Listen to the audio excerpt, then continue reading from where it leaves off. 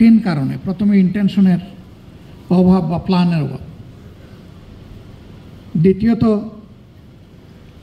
পৃষ্ঠপোষকতা অথবা সাপোর্টের অভাব, তৃতীয়ত ভিশনের অভাব, চতুর্থত কারেজের অভাব, পঞ্চম হচ্ছে এফোর্টের অভাব। এই 5 অভাবের কারণে আমরা পিছিয়ে পড়ে আছি। আমরা এই গুণে ধরা বাংলাদেশ ইনশাআল্লাহ বদলাতে চাই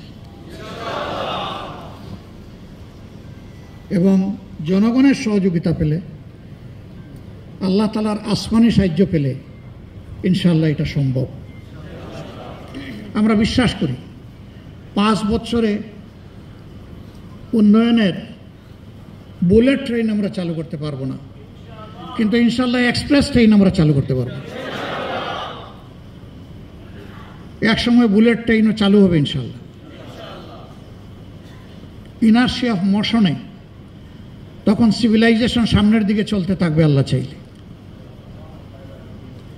আমাদের সমাজে দায়িত্ববোধের চাইতে মর্যাদার লড়াইটা বেশি হয়।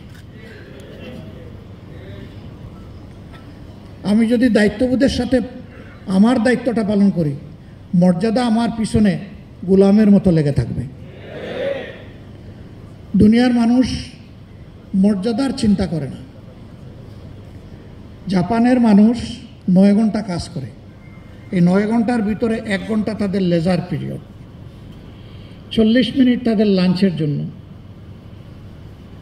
10 মিনিট তাদের প্রথম ব্রেকফাস্টের জন্য, আরও 10 মিনিট হচ্ছে লাইট ব্রেকের জন্য। এই 1 ঘন্টা সময়ের ভিতরে সে তার বন্ধুবান্ধব, পরিবার